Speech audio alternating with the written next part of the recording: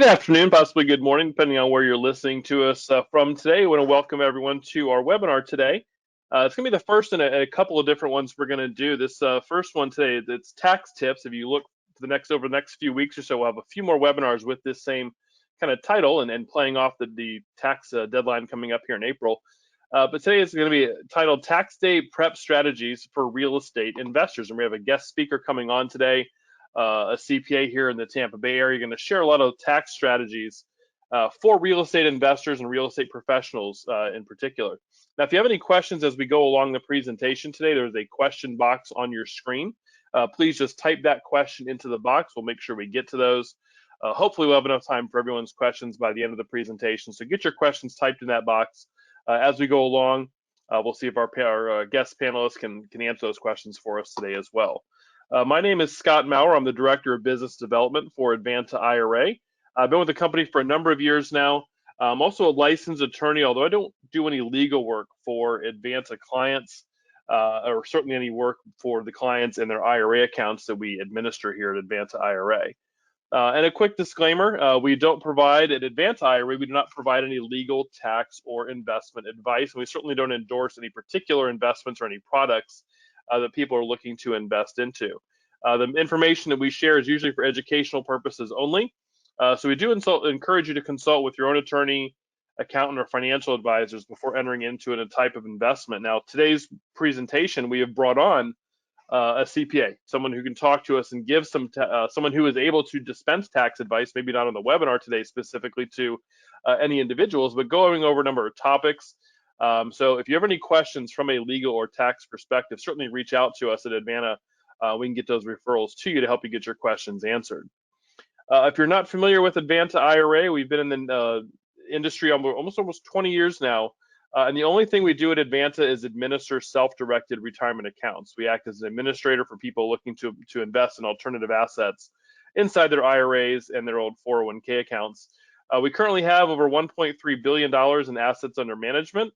And we do try to set ourselves apart in our industry with the service that we provide. We offer a concierge level service to every client that we have. So you get one-on-one contact and one-on-one point of contact within our company. Anything you need regarding your account, all the way from handling your initial transactions to paying the bills for your real estate investments, that one point of contact is going to help you along. And we also like to set ourselves apart with the educational offerings that we have. Today is an extension of that, that we do host a number of events, not currently hosting any live seminars, at least in person, but we are doing 1 or 2 webinars at least a week. We have a networking event called Pitch, Promote, and Prosper that we do every other Friday, where we allow individuals to come on and actually pitch what they're looking to buy, what they're looking to sell, and hopefully network.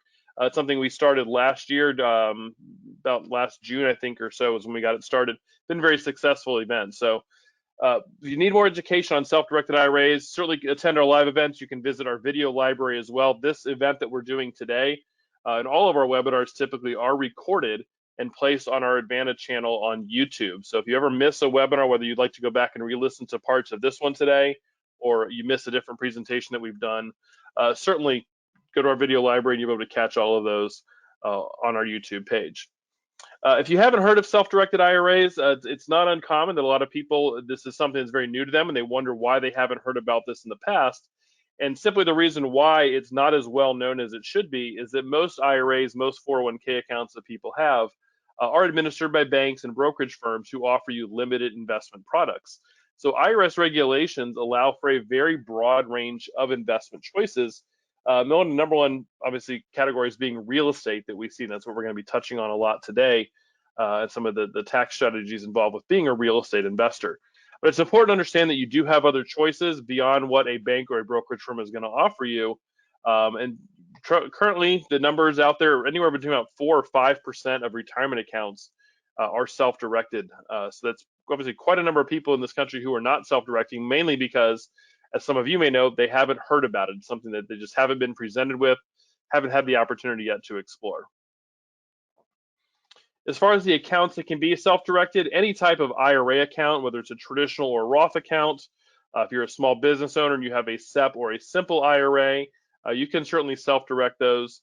Also, if you are a self-employed individual, don't have any employees, you might be able to opt for an individual solo 401k plan, enabling you to save more money and contribute more money each year to your retirement plan, while also then in turn being able to invest in the assets that you understand that you can control. The other bag of funds that people miss quite often when it comes to considering self-directed IRAs or looking into different investments are the former employer plans as well. People who have old 401ks, old 403b plans, and they've left the job. You can take that money when you leave an employer and roll it over into a self-directed IRA and in turn invest it into some of the assets and investments that we'll talk about today, and that we talk about in all of our webinars as well. It's important, I think, as well, like to always mention, and I mentioned our pitch, promote, and prosper event already. But finding a deal and investing with people you know is important to use your network, and that network can certainly expand to include other real estate investors that you meet in a networking group, whether it's our online pitch, promote, and prosper event, whether it's your local real estate investment group. Use that network to help find your deals. And I also say use your network as well, and tying into what we're doing today, use your network of professionals, your attorneys, your CPAs, to really understand what you're getting into when you're making an investment inside your IRA or even outside of your IRA account, and make sure you have your team and you have a good team of people that you can rely on to give you the proper advice for what you're looking to do. Again, as we're going to focus on today, a lot of what we do talk about at Advanta IRA is real estate inside the IRA account. That's really because probably 70% to 75% of the assets that our clients invest in is related to real estate in some form or fashion. People using their IRAs to invest in rental properties, commercial real estate, do private lending from their IRAs to individuals, investing in multifamily syndications, private REITs, just so many different things you can do when it comes to real estate, tax lien investing, for example. So a lot of what we see is at Advanta IRA that our clients are investing in is real estate based assets. And so again, that's why we've brought Mark on today to talk about those different types of investments and kind of the tax benefits and tax strategies you can utilize either through your IRA or not. Even personally, this isn't an IRA specific webinar today. But I think when you're looking at investing in your IRA account, or I guess even again maybe outside of your IRA, it's kind of what type of an investor are you? Are you somebody who's more active? And the active investors, people who are probably doing more of the rentals, maybe some rehabs, do some wholesaling, where they're in control, they're the decision maker. It's that they're investing in real estate for themselves. They're more hands-on. So I guess that's the pro that those active investors see, is the fact that they have the control, they are the decision maker. But the cons of being an active investor is it does take more time and energy. If you're managing a rental property, managing a rehab project, you are involved much more so as an individual investor taking on that type of project, and you're responsible for those details as well. Conversely, you have a lot of passive real estate investors, people who tend to invest maybe more in the private placements and the syndication projects, where they do private lending, where their money is going to another individual, possibly another firm that is going to then use their money to invest in various different types of rental properties or multifamily real estate, things of that nature. Where the pros for those investors is not as much time involved. If you're making a loan to someone who's rehabbing a house, once the loan is done, you're not responsible for that rehab project. You're not out there dealing with the contractors and ordering materials and things of that nature. So the time commitment is less for a passive investor, and you're not then bothered by all of the little details for the project. The cons, though, certainly you have little control sometimes over those types of investments. Once you have outlaid the capital to a private placement syndication, for example, you sit back, hopefully get that mailbox money, that check coming each month or each quarter, but you don't have any say in the day-to-day activities. So the investment isn't going well. You may have be limited in what recourse you have, and have really no say in those decisions. So I think as you think about investing in real estate, sometimes it's important to kind of think about it, take a step back. What type of an investor am I, or what type of investor am I comfortable being? And for some people, maybe you're doing a little bit of both here. But being an active or passive investor can definitely have different tax impacts. And at this time, I want to bring on our guest presenter, Mark Martukovich, who is the managing partner of FMA CPA here in the Tampa Bay area. Mark is a licensed CPA in Florida and Ohio. His firm, his expertise ranges just from basic tax management and accounting services to financial statement preparation and business advisory services as well. So I've known Mark for a number of years. I've heard him speak and present on a number of different occasions as well. Mark's very knowledgeable. He's a real estate investor himself, so he kind of can walk the walk as well. What he's going to talk about today is what he specializes in doing. So, Mark, if you want to unmute yourself, we'll bring you on and have you share your screen. All right. Well, thank you, Scott, and appreciate everybody joining us today. I want to make sure that everybody can see the slides here. So just real quick check. Scott, we good on the slides? Yeah, I can see him just fine. Yeah, as we're saying that, just want to remind everybody again, if you have questions for Mark or myself during the presentation, please type them into the question box and I'll make sure we get those addressed. But yeah, Mark, I can see your screen just fine. Look forward to the presentation. All right, Scott. So I've known Scott and Advanta IRA for going on probably 11 years now. We are an active client of theirs. My wife and I both have self-directed retirement accounts, various different types of retirement accounts with Scott. We are both, Rose and I, both active real estate investors. At one point, I think when we started with our self-directed IRA, we pulled money from an old 401k that Rose had and dumped it in, and we bought 10 rental properties. So we had a number of properties in that, and over the course of several years, we parlayed that into moving into commercial properties. We do private loan through our self-directed as well, and I have a checkbook IRA. So Advance has been a big part of our retirement strategy, and again, very active in the real estate investment market here. Just to give you a little background on my firm, we own a CPA firm in Clearwater, Florida. It's FMA CPA, been in business for 31 years. I've been in the firm since 2009, and I've been managing partner since 2014. And our focus is on working with business owners and real estate investors and those that have complex tax situations. So we are business tax planners, not tax preparers. And there's a difference between the two. A tax preparer is just going to complete some forms and get you compliant and send you on your way. But a business advisor and a tax planner is going to help you affect the outcome. And so when we work with business clients or real estate investors, we focus on various tax and growth focused strategies. And it's all about the end game for people. We want to understand what you're driving to and find ways to get you there. We may not always save you money with some of the strategies that we provide. We might actually make you more money, which makes you more wealthy. But there are a number of different things that we can do, and a lot of those are real estate related, and a lot of those are business related.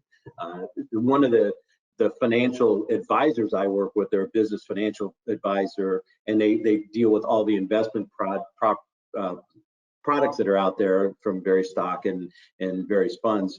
They tell me, and this is very true, and I believe this wholly, that the real path to wealth is owning real estate and owning businesses and not investing in the market. And so I really subscribe to that, and a lot of the strategies that we employ with our clients are centered around business ownership and real estate ownership. And so when we work with a client, there are essentially 4 areas that we work with.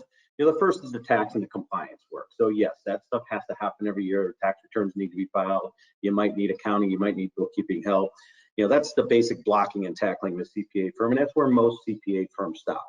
Where we set ourselves apart are the differences in the next three areas, which is building a tax plan that aligns with your goals, getting you organized, and helping you be strategic in the way that you manage your investment in real estate, manage your business, and ultimately get a better rate of return on investment. So today, I want to tell you that generally, because of the nature of our business, we become the quarterback in a lot of the relationships we have with our clients, because people tend to ask us a lot of questions, and we are connected with a lot of people, but a lot of what we do impacts the pocketbooks of our clients. And so we tend to be that driver of the relationship, and we try to get all of a client's various advisors together so that we're all driving to the same path and we're all kind of marching to the same beat of the drum here. And so because of that, we're happy to kind of work with people and kind of help them, guide them along the right path. And so today I want to talk a little bit about real estate, okay? And here's some of the things that we're going to address today. What are some of the reasons to invest in real estate? What are some of the tax benefits of investing in real estate, and then some of the potential changes that are out there with some of the new administration coming in, and some of the things that might go away. And so I'm going to cover a lot of ground here in short order. And certainly, as you have questions and you want to, get something answered, feel free to jump out in the chat and shoot a quick question out there, and we'll try to address whatever we can right now.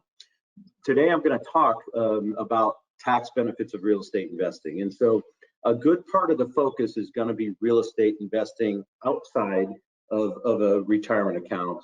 But I want to speak to investing within a retirement account. So generally, if you have an investment in real estate and it's not in a retirement account, you're going to pay tax on that. And there's some consequences to that. And there's some ways that you can do that to be efficient. We're going to talk about a lot of the things that are tied to that.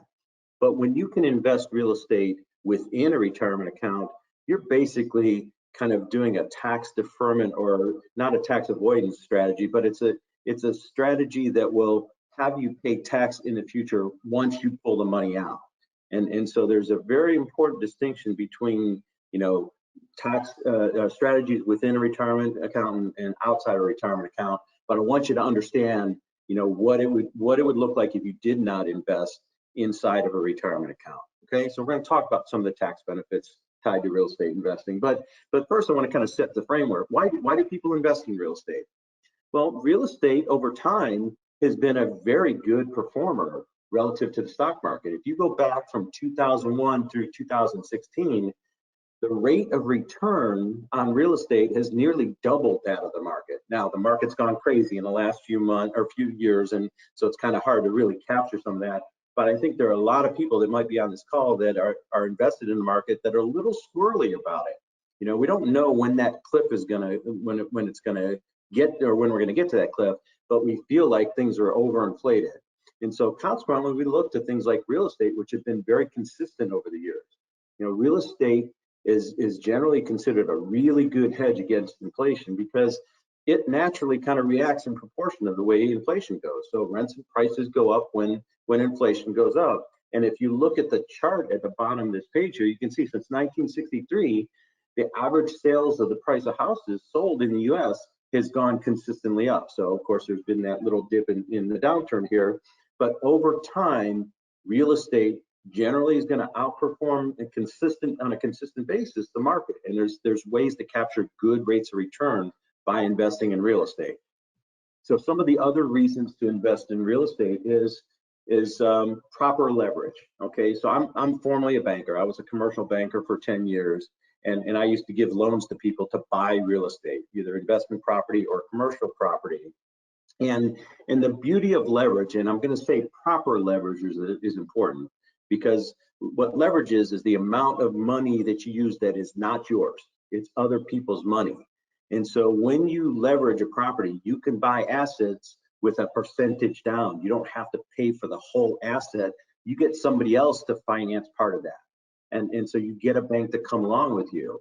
And if used in proper levels, you can borrow a lot more and get more of an asset without putting a lot of money out of your pocket. The other thing that's nice is as your property appreciates and as you pay that loan down, you get equity in that property. And that equity will allow you to deploy that in other ways and maybe put it into other investments.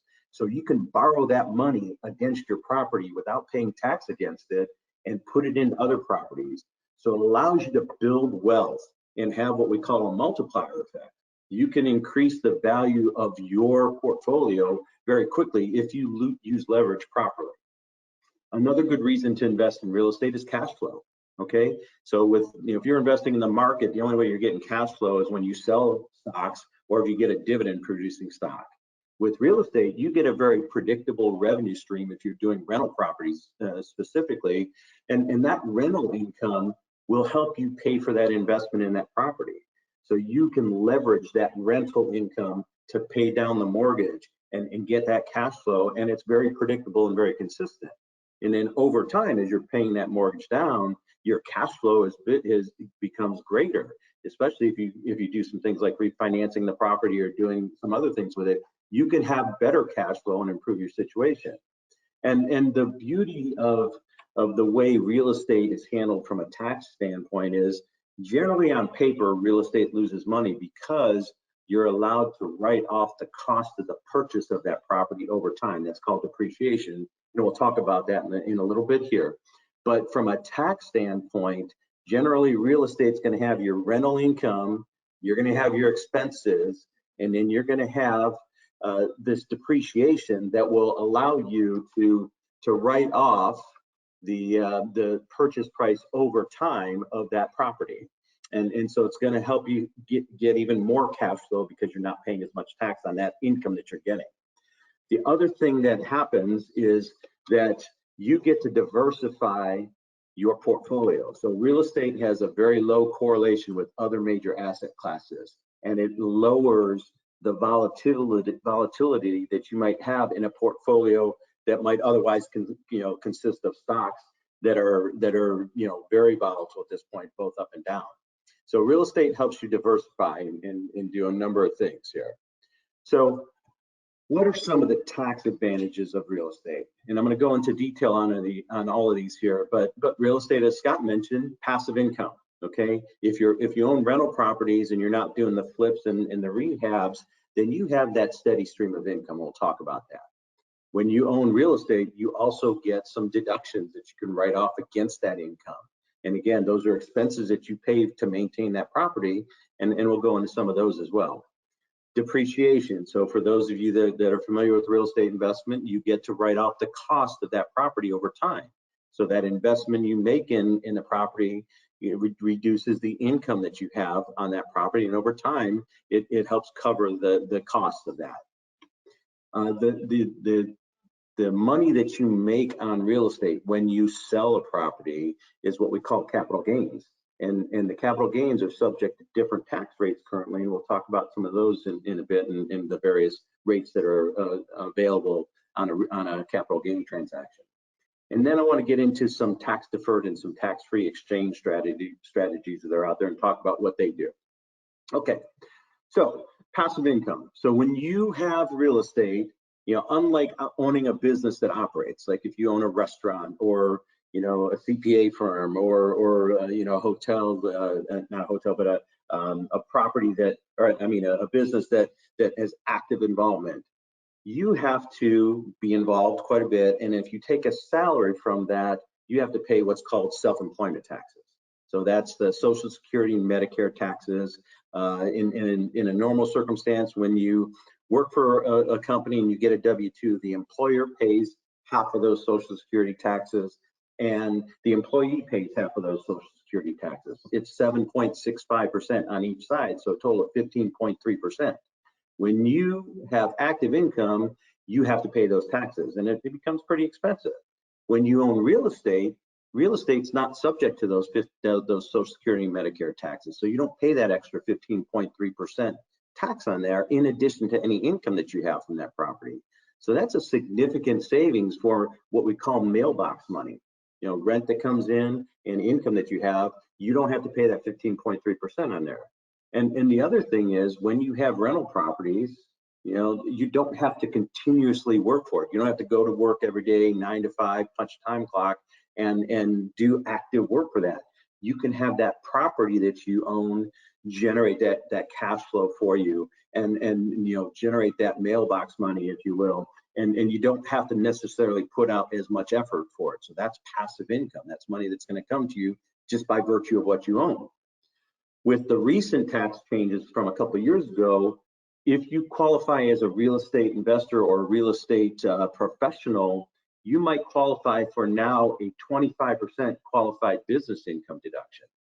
So what that means is, if you have net income from this property and you're devoting more than 250 hours a year in real estate related activities, you can qualify as a real estate professional.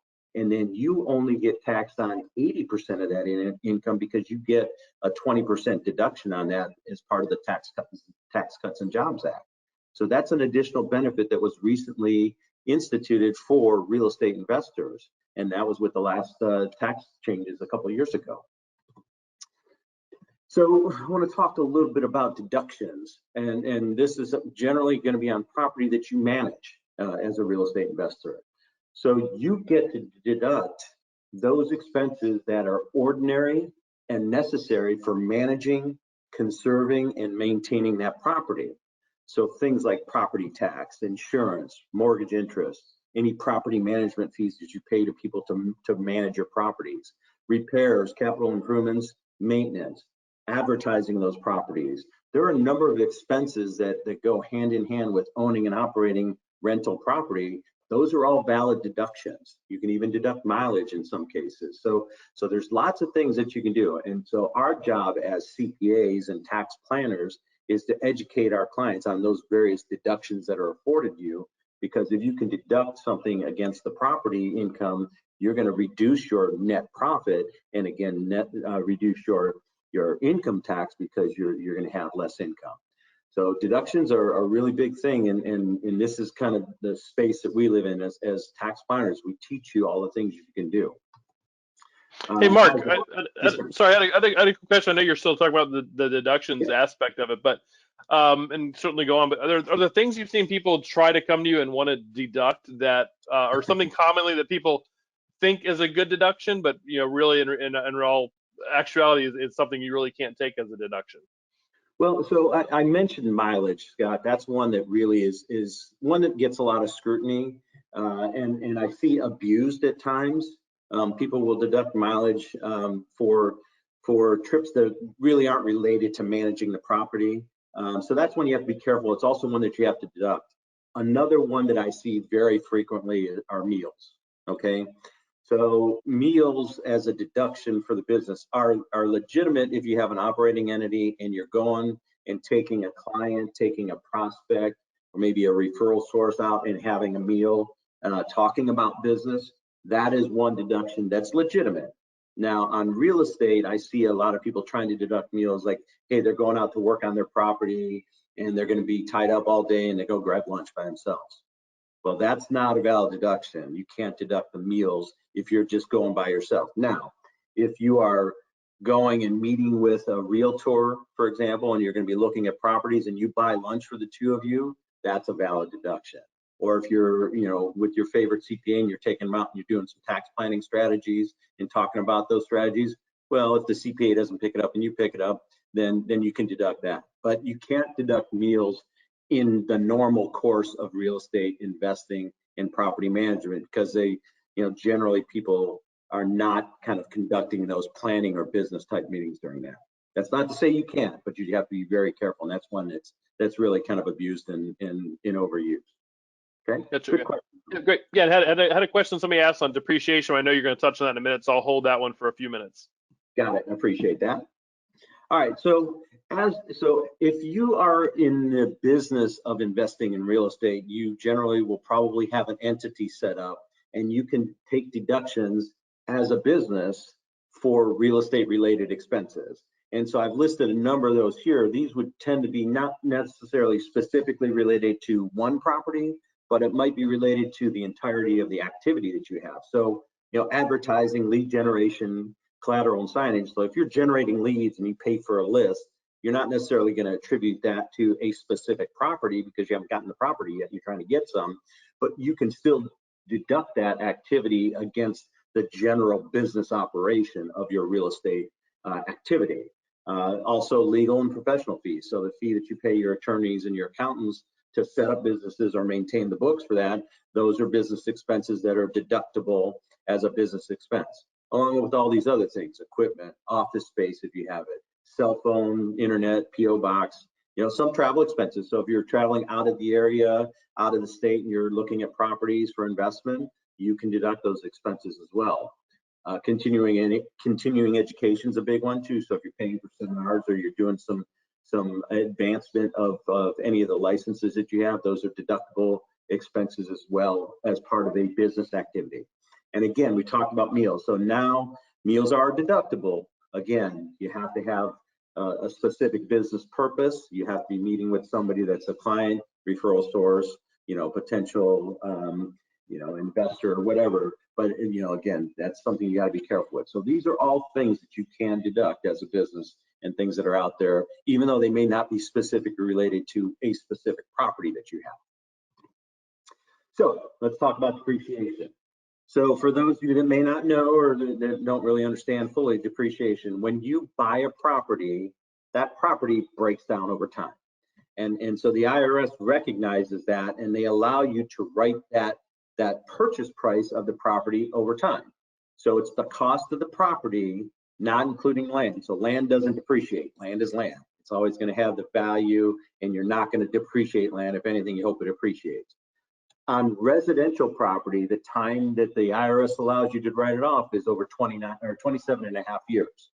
Okay, long time, yes. You know, property hopefully lasts a long time too. So you can take a little bit of that purchase price deduction over 27 and a half. If you are buying commercial property, little longer time period. So now it's 39 years. When you buy property and you have to fix things, or you have to improve it, or you have to do build out, those are called capital improvements. Those components of an asset acquisition or repair or fix up are depreciated over shorter lifespans. And there's various buckets of groups that they have for the different types of components. So some of them are 3, 5, 7, or 15-year write-off periods. And so you can accelerate that depreciation on those items. Now, depreciation, the timing of it is important. It doesn't necessarily start when you buy the property. It starts when that property is available for rent. So basically when it can be put to use is when you can start depreciating. So if you buy a property and it's going to take you a year to rehab it and get it ready, you can't start depreciating it until that time is up and that property is ready. Now, it doesn't mean that you can't write off those costs. You just have to kind of put them on a hold until that property is ready to get up and get rented. Then you can start writing off the cost of those over time. Now, there is one thing when you sell a property, there's this thing called recapture. And essentially, depreciation is a great write-off for you, and you have to take it as per the tax code when it's allowed, and it's a benefit to you to take it, because if you can write off the cost of that property against current income, you're saving tax today, and you're saving probably at a higher rate than if you were in the future when you sold it. Now, when you sell the property, you do have to take the amount that you depreciated over time, and it could be, a year, it could be 5 years, could be 15 or 20 years or more, and then you have to pay back tax on that which you wrote off over time at a little bit higher rate. But here's the thing, that's better for you. And the reason it's better for you is the time value of money. And so it's a really convoluted calculation, and people talk about recapture and they say, oh, I don't want to depreciate my property because I have to pay the recapture. That's not right. You get a better deduction by taking that depreciation, even if you have to pay back at a higher rate later, because $1 today is worth more than $1 15 years from now. So little quick primer on recapture, but don't be intimidated by that. If you ever hear the word, just listen to your accountant and depreciate your property. The one thing is there is kind of like a phantom deduction tied to real estate, because hopefully it appreciates over time. So you get to write off the cost of what you paid for something for a property over time. You don't get to write off the appreciation, but the appreciation helps you when you go sell it, because you get kind of a deduction on the fair market value versus what it's worth now and what you depreciate over. So it's kind of a phantom deduction, and most values increase over time, so it's good for you. The other thing, and you may have heard about this through some of your real estate exposure, is cost segregation. And so when you buy a property, you're going to write it off over time, and generally the price of the property gets lumped into the whole building, and you write it off over 27 and a half years, or you write it off over 39 years, depending on the type of property. But if you wanted to accelerate some of that and get a better deduction currently, you can do what's called a cost segregation. And the cost segregation is really kind of a tax deferral strategy.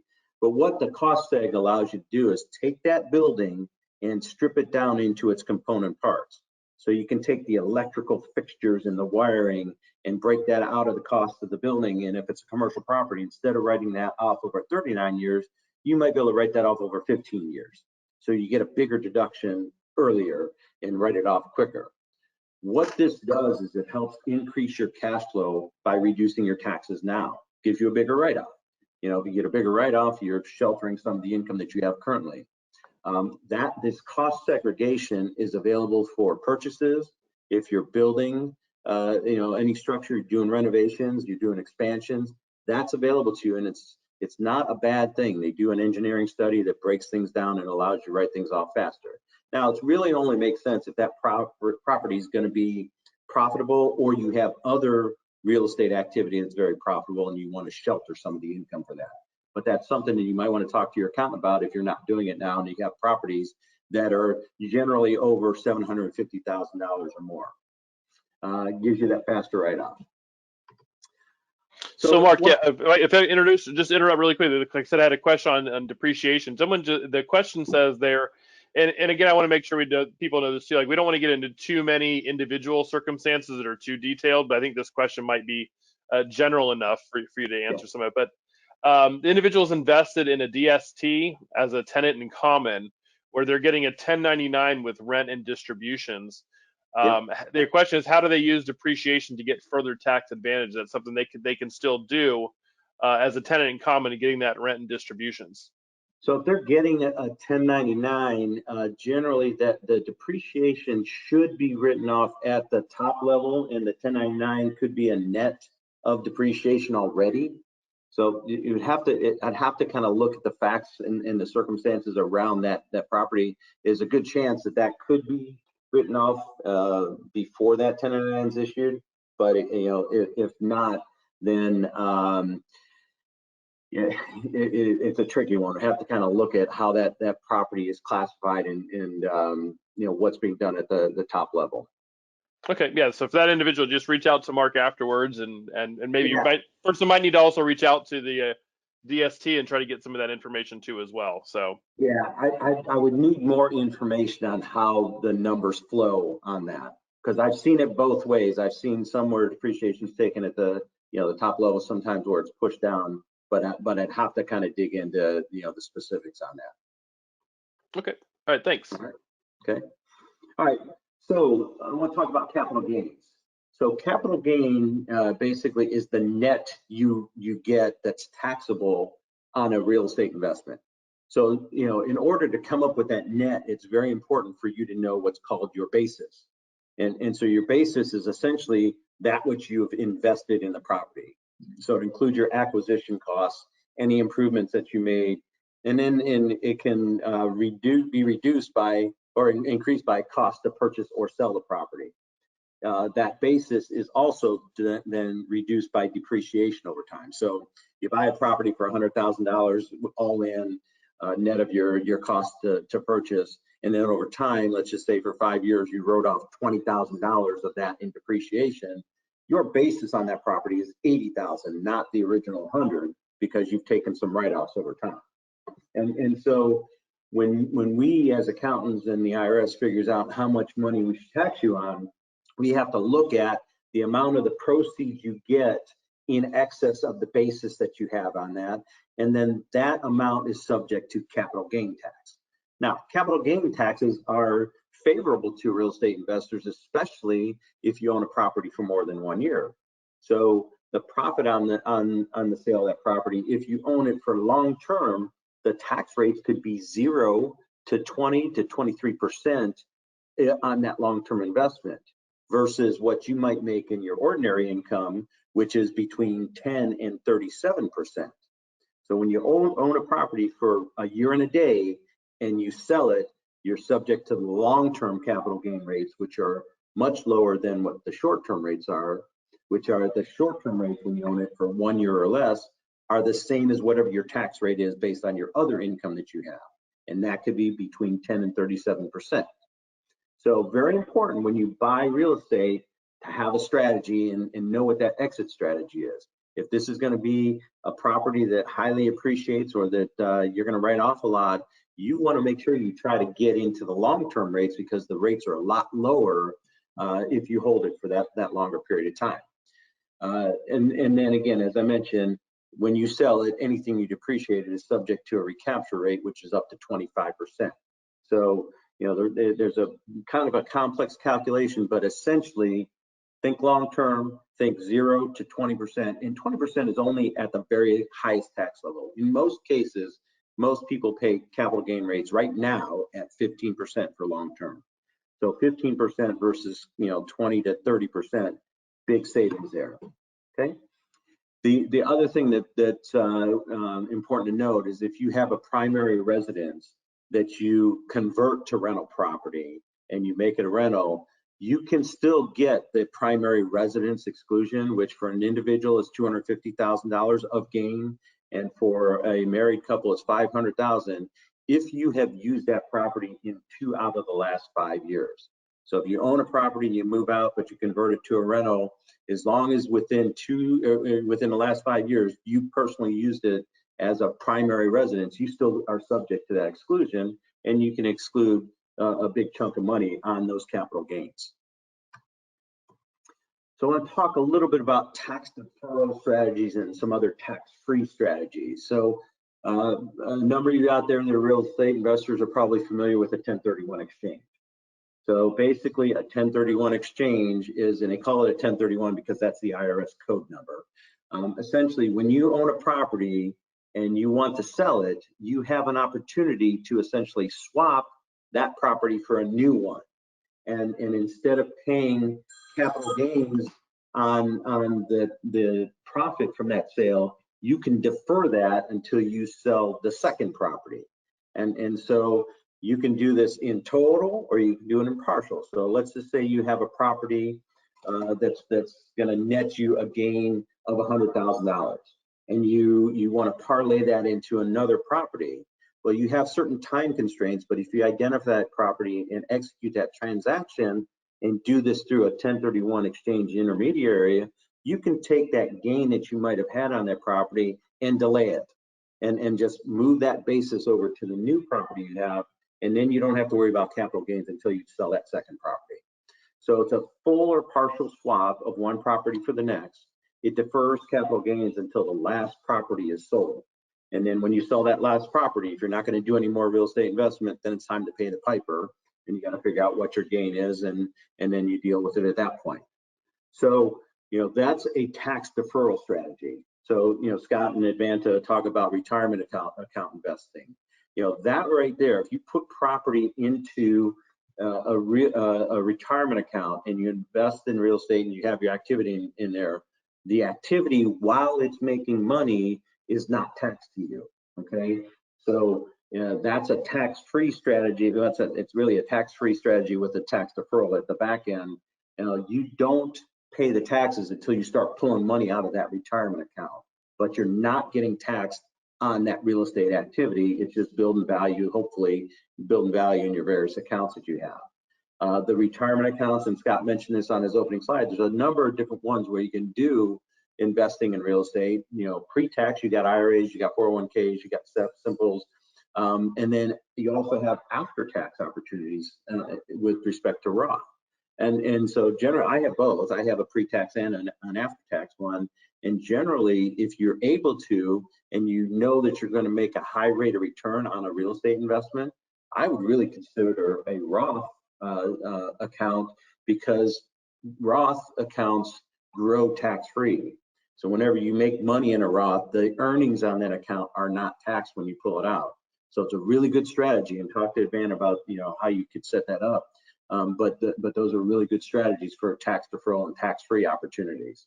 The key on retirement accounts is you're not paying tax until you withdraw the money, unless it's a Roth. So there's no capital gains on those taxes. When you sell properties, the capital gain just increases the value of a retirement account, and again, not taxed until you pull it out. Okay. Hey, Mark, I had a quick question. Somebody asked about capital gains. It's a federal tax. Someone just asked, are there any states out there that somehow tax capital gains? I know in Florida we don't, but yeah, we live in a great state of Florida where we love our tourists and don't pay state income tax. So our tourists and properties pay our taxes, so it's really nice there. But yes, there are certain states that have different rules, and every state has their own twist on tax laws. So when you are doing investing in other states, very important to get familiar with the various ways that properties are taxed. Some of them you don't pay any income tax unless the dollar earnings and net earnings are above a certain amount. They treat capital gains differently, and it seems like of the states that have income tax, they like to have their own little rules and nuances. So if you're investing in other states, even if you live in Florida and you have a property that might be in Ohio or might be in California, you're going to be subject to that state's laws for that income generated where that property is. Okay, so you don't get to avoid Ohio's taxes or California's taxes if you have property there just because you live in Florida. Okay, so very important to know that it's all dependent on where the income is earned. So you're going to have to follow the tax laws of the state in which that property exists. So I want to talk about another topic that's called stepped up basis. And so this is a nice tax-free strategy, and it's really important to get this one right. If you have property and you have a legacy or children that you want to pass on, or beneficiaries that you want to pass property on to. So when you die with property, and if you have the proper will or trust, your property is going to get passed on to the people upon death. And so using a will to facilitate that makes it so much easier than not having one. So I encourage you to get one. The key to the stepped up basis idea is when you die, if you have a property that you bought at $50,000 and it's now worth $200,000 and you pass away, and that property goes to your beneficiaries, they now own that property at $200,000. So they get what's called a step up in their basis. Instead of owning it at your $50,000 basis, they now own it at $200,000. So what this means is that $150,000 gain is not taxed to anybody. This has to happen upon death, though. You cannot transfer that property before you die. If you do, they will own it at whatever you own it. So if you own $50,000 property, you give it to your kids before you pass away, even if you're sitting on your deathbed, then they are going to own it at $50,000, and if it's worth $200,000 and they sell it, they're going to have to pay capital gains on that $150,000. So this is kind of a morbid strategy that we use, but you want to think about it. If you have property and you want to pass it on, make sure it gets passed on through death using a will or a trust or some other instrument to get that property moved over to them. They will get a step up basis. Another thing that came in with the most recent tax changes are these opportunity zones. So these are rural and distressed areas that they're trying to spur investment in and trying to beef up those areas. The IRS has designated these areas that if you invest in these zones, you have the opportunity to roll some of these qualified capital gains into an opportunity zone fund, and you can defer or pay no capital gains on some or all of that, depending on how long you keep the investment in those opportunity zones. So fairly new strategy, still kind of being ironed out, but if you want to kind of look at deferring or getting rid of capital gains, this could be a strategy for you as well. Excuse me. So there's a lot there, a lot of information, and certainly there could be lots of questions. I'm happy to answer those questions, but I want to talk real quickly about some things that could be changing. All right. So we had an administration change, and they ran on a platform that they're going to change or reverse some of the tax cuts that were put in here. And I just want to touch on some of the things that they're talking about. Now, none of this is set in stone. None of this has been determined yet, but these are things that are likely or potentially going to change. The first one is an increase in capital gain rates. The current administration is trying to do away with those favored, those favorable long-term capital gain rates that are 0 to 20%, and changing it so that those long-term gains are taxed just like your other income. And oh, by the way, your other income tax rates are probably going up 2 to 4% in the next year or two because the prior administration cut them, and they didn't like those tax cuts. So there is a potential that capital gain rates will be taxed at higher rates than they are now. Now, in reading, the way the wind's blowing, they probably would not be able to affect it for this year, potentially for next year. It's going to have some resistance, but this one is in play. And so what this means is that if you have property that's highly appreciated, you may want to think about your exit strategy or do something soon, and or at least stay on top of what the changes are, because you could be looking at a 15% rate now under the normal cap gain rates that could jump to 22 or 24 or 28%. That's a doubling of that tax that you'd have to pay on that gain. That's pretty significant. So we really have to be mindful of where the wind's blowing, or which way the wind's blowing on this one, and keep an eye on it, because it's going to have a significant impact on real estate investing. And so they got to really understand that one. The other thing they're trying to eliminate are the 1031 exchanges. You know, the 1031 exchange program, or that code, costs the federal government $4 billion a year. Think about all the money that's been pumped out into the economy the last year and a half because of the pandemic. Somehow they've got to come up with some money. So one of the things they're targeting is this 1031 exchange benefit that's out there. So you may not be able to get that swap of one property for the next. You might just have to pay your capital gains rate. And oh, by the way, it might be at a higher rate. So those are two big ones that we really have to look at. And I expect the 1031 to go away. So that's going to be a tough one. So if you're thinking about it, do it soon. You know, kind of, you know, look at what you got, and if you can do it sooner rather than later.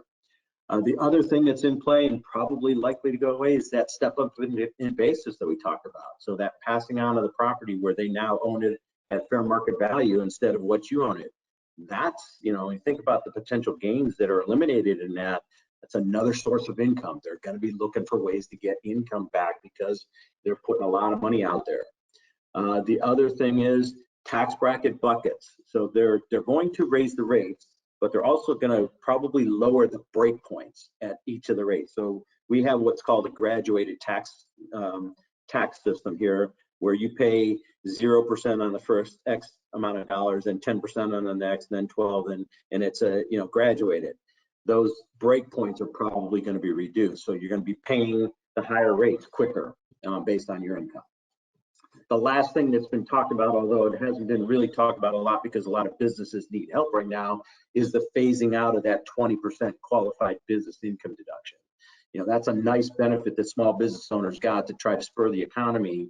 And now that they're all struggling, I would hate to see them take this out, but it is in play. And again, they ran on the platform that they're going to get rid of the tax cuts that were put in place. This was a big part of those tax cuts. Okay, so those are some potential changes that are out there. You've got to be mindful of them because they will impact the real estate investment market, and they could impact them in a big way. Mark, so yeah. Oh, sorry, I didn't mean to cut you off. We actually had some questions here, but I definitely want to give you a chance to plug your information. But yeah, I think thanks for covering those kind of potential changes. I think that's important for people to always important for people to keep stock of the news and what's going on in the world, and how that's going to affect you. So. And look into those.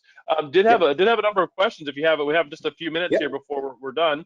But again, someone we're talking about stepped up basis. As you said, it's currently the law. But can you get stepped up basis if the property is held in an LLC or a land trust? So you're inheriting it from a parent or someone else who had that property held in a land trust or LLC. Do you still get the stepped up basis? So on an LLC, the property is owned technically by the LLC. The stock in that LLC is owned by the person that would be passing away, and so yes, they would get a stepped up basis through that. Now, land trust, it depends on how the land trust is put together, but generally the land trust also protect that step up in basis. Gotcha. Okay. Let's see a couple other questions. Someone said, if you only have one or two income properties, do you recommend that they held those in an LLC? Does the LLC have to be set up in the state in which the property is held? And do you typically recommend one LLC for each property? I know that gets into a little bit to the legal advice, but can you give us thoughts on holding property inside of an LLC? Yeah, so you have that question right there we get often asked, and it's really a protection versus kind of accounting versus, you know, record keeping discussion. You know, from a protection standpoint and from a legal standpoint, you're probably going to be best served by having a separate LLC for each property. Now, what that's going to produce for you is a lot of extra tax returns potentially. So there's some costs there. It could increase the record keeping because you have to have a separate set of books for each one. So there's some cost increase. So really you have to balance your objectives relative to the property. Now, from a protection standpoint, I advocate, putting everything into an LLC, potentially grouping, just to keep some of the costs down, but that's not going to give you full protection. So it's really a protection play. And even though from a tax standpoint and from a record keeping standpoint, it'd be better for you to have, you would save money by consolidating it. From a protection standpoint, it might be better to do a separate one for each. So really, it depends on your tolerance for risk and the potential for claims against you in that property. And it's more of a legal question. It's going to be cheaper to have everything all in one, but that's not going to give you a lot of protection, right? So it depends. The answer is it really depends on your situation and your tolerance. Speaking of which, you mentioned having kind of a couple different, maybe having to have a couple of different sets of books for each LLC you have. Question someone asked is, I'm a real estate agent and investor. What accounting program do you recommend for multiple businesses as well as personal? Can you have all your banking on one program? Yeah, so generally, we kind of steer people toward QuickBooks Online because it's mainstream, pretty easy for the average user. When you have multiple businesses, QuickBooks Online becomes expensive because they charge for each business. So in a case like that, we might recommend somebody use something like the desktop version of it, although they're kind of trying to do away with that or charge more for it. But if you have multiple businesses, usually QuickBooks Desktop is going to be the same or is going to be the best, most economical way to go. Unfortunately, if you're going to segregate the properties in different set of books, you're going to have to go into different instances for each property. But you can connect any of those to the bank accounts with most banks, and you can automate a lot of the kind of record keeping and processing of the transactions. That's the one that we see most and recommend the most. Had one question come up. Advantage of depreciation is kind of wasted in an IRA account, isn't it? And to answer that question, typically the answer would be yes if your IRA is owning the real estate just 100%, just in a basically a cash buyer. If you do, I can to answer this one. If you are leveraging a property within an IRA account where you're obtaining a mortgage, you can subject your IRA to something called unrelated business income tax, UBIT.